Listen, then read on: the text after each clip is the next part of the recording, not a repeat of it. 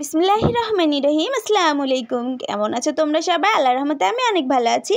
আজকে তোমাদের সাথে শেয়ার করব বারবিকিউ রেসিপি। আজকে আমি মাছের মানে ফিশ বারবিকিউ বানাবো। আর এটা আমার লাইফের প্রথম বানাচ্ছি, জানি না খেতে কেমন হবে। খাওয়ার পরে তোমাদের রিভিউটা অবশ্যই দিব। যাই হোক, এটা যখন বানিয়েছিলাম এটার টেস্টটা অনেক ভালো হয়েছিল। চলে যাব মূল রেসিপিতে। তোমরা কে কোথা থেকে আমার ভিডিওটা দেখছো অবশ্যই লাইক কমেন্ট শেয়ার করে আমাকে বলে দিবা। যাই হোক, চলে যাই মূল রেসিপিতে। প্রথমে আমি এখানে নিয়ে নিয়েছি একটা তেলাপিয়া মাছ। তেলাপিয়া মাছটা আমার হাতের থেকেও কতটা বড় দেখতেই পাচ্ছ।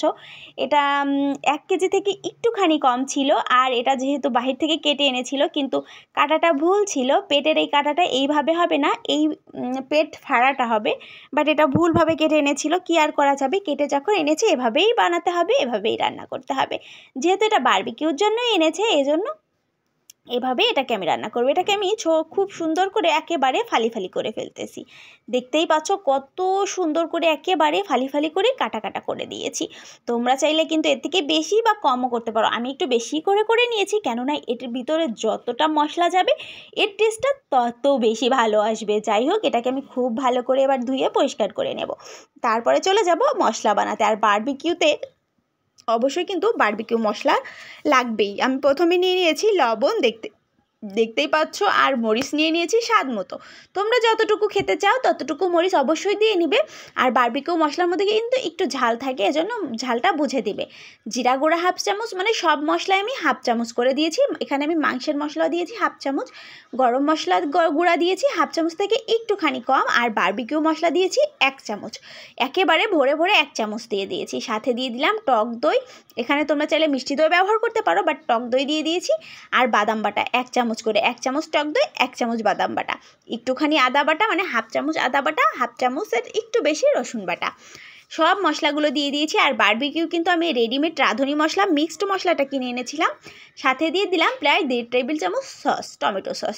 আর একটুখানি দিয়ে দিব সয়া সসটা 1 চামচ পরিমাণ দিয়ে দিয়েছি। সব কিছুর পরিমাণই আমি তোমাদের বলে দিলাম।